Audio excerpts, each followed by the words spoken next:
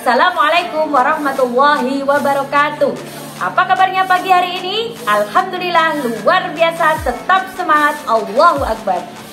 Hari ini bertemu lagi dengan Bu Endang. Kali ini kita akan menghafalkan surat-surat pendek di juz 30. Selamat mengikuti.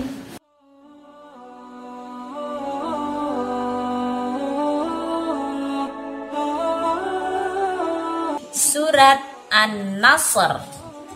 A'udzu billahi minasyaitonir rajim. Bismillahirrahmanirrahim.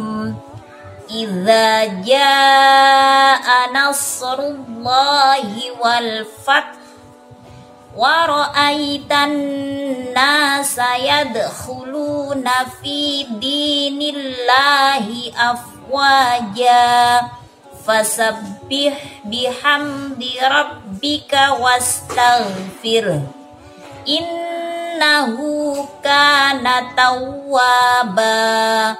Shadaqallahul azim.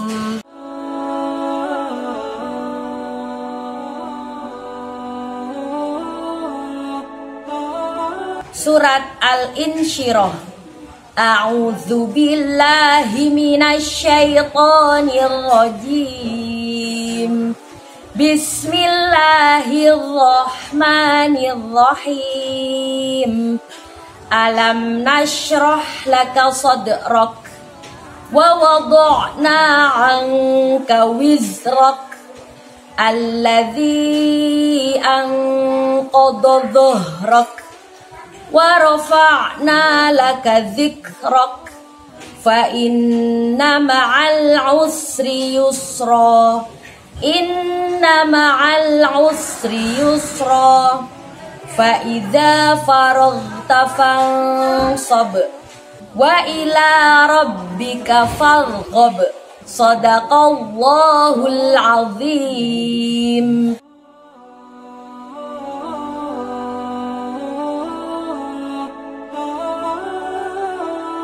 Surat Asy-Syams. A'udzu billahi minasyaitonir rajim. Bismillahirrahmanirrahim.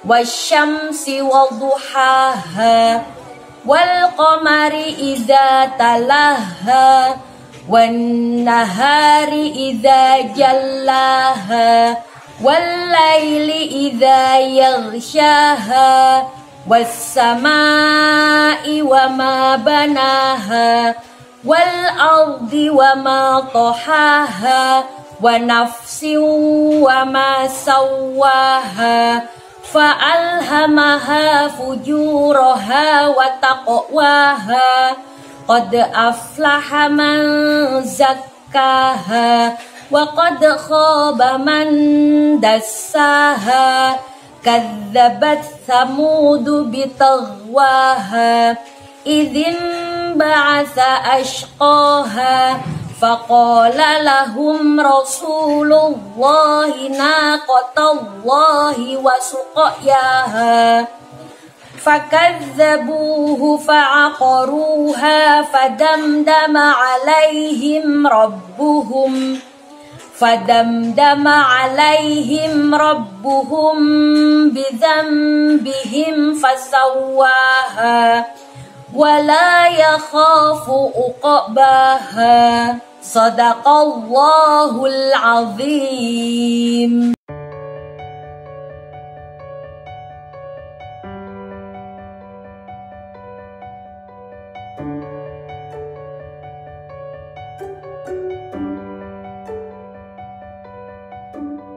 Assalamualaikum warahmatullahi wabarakatuh. Bagaimana kabarnya hari ini anak-anak? Semoga sehat semuanya ya. Hari ini Bu Nina mau bercerita tentang Pangeran Diponegoro.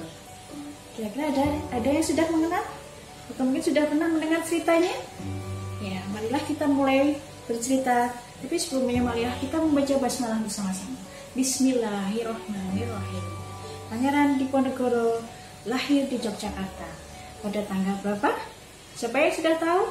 tanggal 11 November tahun 1785. Beliau adalah putra Sultan Hamengkubuwono III dan Raden Ayu Mangkorowati. Sejak kecil nih, Pangeran Diponegoro itu tinggal bersama dengan neneknya yang bernama Ratu Ageng. Tinggalnya di Tegalrejo. Nah, di sana Pangeran Diponegoro bersama dengan orang-orang yang taat pada agama Islam. Agamanya sangat kuat sekali, sehingga Pangeran Diponegoro pun juga mempelajari agama Islam itu dengan baik. Hingga akhirnya Pangeran Diponegoro menjadi santri yang belajar dengan berbagai ulama di Pulau Jawa. Dengan semangatnya, yang semangat nasionalismenya dan cinta tanah pada agama Islam ini yang menyebabkan Pangeran Diponegoro tidak suka melihat Belanda itu ada di Indonesia, karena Belanda itu zalim anak-anak. Zalimnya bagaimana? Dia sudah menindas rakyat pribumi. Ya, rakyat pribuminya dibuat menderita sama Belanda. Ada yang harus membayar pajak, ada yang harus kerja paksa.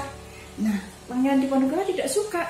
Akhirnya Pangeran Diponegoro membuat perlawanan. Pada tahun 1825, tiba-tiba ada yang datang, pasukan berkuda. Datanglah ke rumah Pangeran Diponegoro. Pangeran Diponegoro di situ dikepung. Tapi akhirnya Pangeran Diponegoro bisa melarikan diri. Dia menunggang kuda. Nah, seperti ini kudanya. Nah, dengan semangatnya yang luar biasa, Pangeran Diponegoro nggak diam saja. Pangeran nggak suka. Akhirnya Belanda semakin nggak suka lagi sama Pangeran Diponegoro. Akhirnya rumahnya Pangeran Diponegoro tuh yang di Tegalrejo dibakar sama Belanda. Nah, siapa sih yang nggak marah ketika rumahnya dibakar? Pangeran Diponegoro pun sama. Beliau marah. Dan akhirnya beliau semakin bertekad lagi untuk melawan Belanda. Dia nggak mau ada Belanda di sini. Akhirnya Pangeran Diponegoro membuat perlawanan, tapi dengan cara perang gerilya. Apa itu perang gerilya ya? Perang gerilya itu yang nggak yang harus pukul-pukulan, harus pakai tembak-tembakan. Perang gerilya adalah perang yang dilakukan secara tiba-tiba. Jadi Belanda nggak bisa lihat itu Pangeran Diponegoro. Itu yang menyebabkan Belanda semakin nggak suka lagi sama Pangeran Diponegoro. Akhirnya Pangeran Diponegoro mau ditangkap sama Belanda. Belanda bikin pengumuman, barang siapa yang bisa menangkap Pangeran Diponegoro akan diberi hadiah. Kira-kira anak-anak mau nggak sih kalau diberi hadiah? Mau ya? Tapi ini kan Belanda yang memberi hadiah untuk menangkap Pangeran Diponegoro. Siapa yang mau? Ayo anak-anak, pilih Belanda apa pilih Pangeran Diponegoro? Ya, Pangeran Diponegoro ya. Karena Pangeran Diponegoro sudah membela rakyat Indonesia. Dia nggak mau ada Belanda di sini. Akhirnya, karena Belanda tidak berhasil dengan cara yang seperti itu, akhirnya Pangeran Diponegoro ditawari berunding. Berundingnya biar Pangeran Diponegoro dibujuk, diajak ngobrol sama. Akhirnya diajak ngobrol bersama. Pangeran Diponegoro datang ke kantornya Belanda. Dia ketemu sama yang namanya Jenderal de Kock. Dia diajak ngobrol di situ. Akhirnya ditawarin, apa sih yang dimau sama Pangeran Diponegoro? Biar dia bisa nurut sama Belanda. Tapi Pangeran Diponegoro mintanya apa, nak? Dia mintanya negaranya merdeka, negara Indonesia ini merdeka, dan harus ada penyebaran agama Islam. Pangeran Diponegoro juga ingin menjadi pemimpin yang mengatur agama Islam di Yogyakarta, di Pulau Jawa. Jadi karena Jenderal de Kock-nya nggak suka, akhirnya ditolak itu. Tapi apa yang terjadi? Pangeran Diponegoro akhirnya ditangkap. Pangeran Diponegoro ditangkap dan akhirnya dia dibawa ke Batavia dan dia dibuang ke Manado. Kasihan teman-teman ya. Pangeran Diponegoro itu kan baik ya. Akhirnya setelah di Manado, dia masih dibuang lagi ke Makassar. Tepatnya di PT Rotterdam Makassar. Sampai di sana dia dihukum hingga akhirnya beliau wafat pada tahun 1855 dan jenazahnya dimakamkan di Kampung Melayu Makassar.